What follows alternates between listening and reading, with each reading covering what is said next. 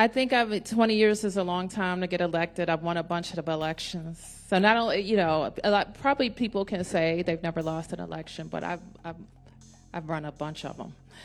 So I had 2 campaigns as an ANC commissioner, unchallenged. What do you call it when nobody runs against you? Unopposed. And I consider all of my elections since then to be tough ones. And I have had the strategy that I learned from my mentor, Adrian Fenty, to knock on every door, start early, and ask people and share your vision with people. I have the best job in Washington. I'm the mayor of my hometown, so I'll leave it at that. Now, if we become a state, maybe I'll come back and run for governor. When we become a state.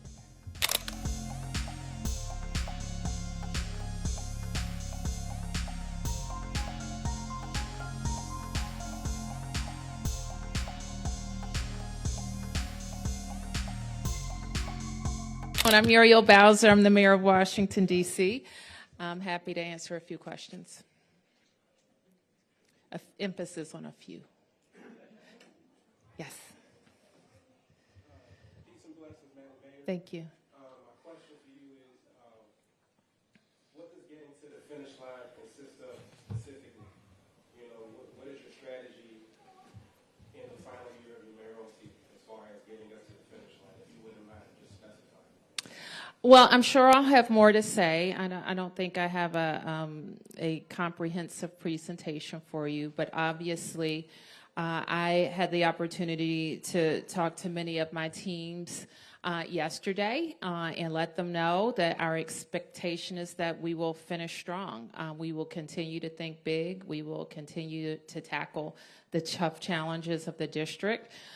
We will look at our own agenda, the things that I have promised. I will assess where we are with those, and I will take them as far as I can. And I think I'll be able to finish most of them. Okay. Of course, in your letter, you outline numerous accomplishments, but there are still sentiments among marginalized D.C. residents that you may not have done enough for them. You may have done more for developers, landlords, people of that ilk. What is your message to them as far as your record as a mayor? Well, I would tell them to check the record because it's pretty clear. And when I look back and the promises I made, I just mentioned in the larger room for Ward 8, when I started running, a lot of people were skeptical in Ward 8. They told me then that, are you just going to come around at election time and we're never going to see you again? And I made a commitment to myself then that no one would ever be able to say that about me. I don't just go around at election time, and I have kept my promises. When we tally up, when I became mayor, there was literally nothing happening at St. Elizabeth's. An anchor had been promised that had fallen out. The project stalled. And we went in and decided that we had to be the first in, and that's when we built the sports and entertainment complex at Congress Heights, soon followed by hundreds of units of housing, Whitman Walker Clinic, home ownership opportunities, and now a brand new hospital. So over $1 billion has just been invested in Congress Heights alone. I look at our food access grants, and we hadn't been able to attract fresh food or dining in Ward 8. And that grant has just changed all of that, and we have been able to attract both sit-down dining and grocery. We'll be opening new libraries, investments in recreation centers as well. We've also driven down unemployment. And so when people say, like, well, what are you doing? I've always said our job is to attract opportunity and make sure we match people to it. In 7 and 8, I think when I became mayor, the unemployment numbers were over 11%. Before the pandemic, we got it below 10%. I think we're still below 10% in Ward 7 and 8. That represents more people having jobs to afford housing and afford taking care of their families. We've opened as well an infrastructure academy that not only train people, but put people in real jobs. Do we have more to do? Yes, we have more to do in the city. We have more to do in this nation to close gaps between the haves and the have-nots.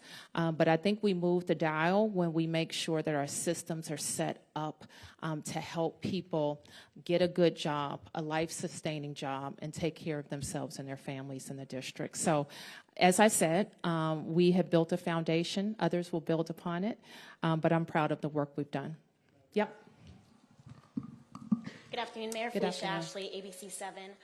Your father was heavily involved in civic engagement. What was it like for you to carry on his legacy through your time as mayor and your decades serving? And if you're open to sharing what you're considering as next. Well, for some of you knew my dad. My dad was in the first class of ANC commissioners elected. He served a bunch of years. I don't even know how many, over 20. He chaired his commission, he chaired his civic association. And as a child, I went to a lot of meetings with him and just really soaked it up. My father loved that I was mayor. He did. He loved it. He loved it more than anything. Facts. He loved it. And I just think that he would be very proud. He was proud. And a friend told me, somebody who worked for me on my first campaign and was out knocking on doors one day, and I was joining later, so he had been out before me. And he said, who was your dad? I said, what do you mean? He said, I've been knocking on doors and people know your dad. And I said, yeah. So I told him my dad was, and he said, he left a good name for you out here.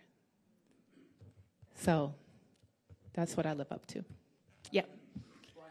CNN. Would you be able to tell us to what extent President Trump's law enforcement surge over this past summer might have impacted your decision not to run again? It didn't. Is there anything about that situation, looking back, that you feel you could have handled differently? Well, what I know is we faced unprecedented action by a president. We laid out a way to get out of it, and we got out of it. Yep. Thank you, Mayor. Gary Grumbach with NBC News. You've mentioned that you've never lost an election. Do you have any interest in running for elected office again, or does your time in elected office end when this job ends? I think 20 years is a long time to get elected. I've won a bunch of elections. So not only, probably people can say they've never lost an election, but I've run a bunch of them. So I had 2 campaigns as an ANC commissioner, unchallenged. What do you call it when nobody runs against you? Unopposed. Those were good campaigns. And I consider all of my elections since then to be tough ones. And I have had the strategy that I learned from my mentor, Adrian Fenty, to knock on every door, start early, and ask people and share your vision with people. And so, what was the end of that question? We won't see you on any elected office ever again? I have the best job in Washington. I'm the mayor of my hometown, so I'll leave it at that. Now, if we become a state, maybe I'll come back and run for governor. When we become a state. Yes. Mayor Bowser. Janae Delaxios. So you made this announcement that a lot of people are waiting. Do you feel at peace? How do you feel today? I feel fantastic. Listen, it's hard to walk away from it, and I think I mentioned this, from a job that you love. People have afforded me 12 years, and that's been good for us, but I think it's been good for the city to have some continuity and leadership across really complicated issues. Where's Rachel? Rachel Pierre is here. Her predecessor served for 10 years at DHS. I think that's unprecedented in D.C. government. And Rachel was there for a good part of that time, if not the whole time.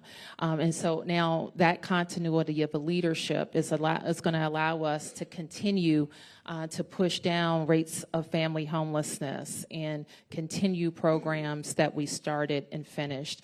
The benefit of a long tenure is that there are things that you can start and finish. And I think we have been able to do that in a lot of cases. Well, I'll just ask, a lot of people will remember you for your sports accomplishments. Yes. Is there anything, is that your legacy, or are there other things you would also put as high as RFK Stadium and the downtown sports? It's hard for me to like rank things, and I think people's memories can be short, so they'll pick a few things, but I think I'll be remembered for a lot of aspects of my kind of mayoral personality. And, you know, I know that includes being a sports mayor. I hope people will remember us for our housing efforts, because I really do think they're unprecedented, building or helping to produce 36,000 units in less than 5 years. I think people regard me as a mayor concerned about fiscal responsibility and being a good steward of the government's money. I think people will regard me as a mayor who can get deals done on both sides of the aisle, and I think all of those things are true. I think that being a sports mayor in the sports capital, we didn't start off that way, and by 2030, we'll have every professional team, including our women's teams, in the boundaries of the District of Columbia. So I think that cements us as the sports capital. Yep. Okay, I think we're coming here. Okay. Thank you. Alex Coma, WAMU. You won't be on the ballot next year, but for the people that are, they're wondering whether ranked choice voting will be in effect. I know Councilmember Felder has introduced a bill that would order a needs assessment, maybe delay this out from the primary. Do you think that's a good idea? Would you support a ranked choice voting delay? I don't know that I have a say in a ranked choice voting delay. It was an initiative that I did not support, and I think the Board of Elections is independent from my office, and they have, I have to tell you, I didn't get a chance to hear the testimony, so I'll have to get caught up on where the board stands. And if the council, I would talk to council members to see where they are with that.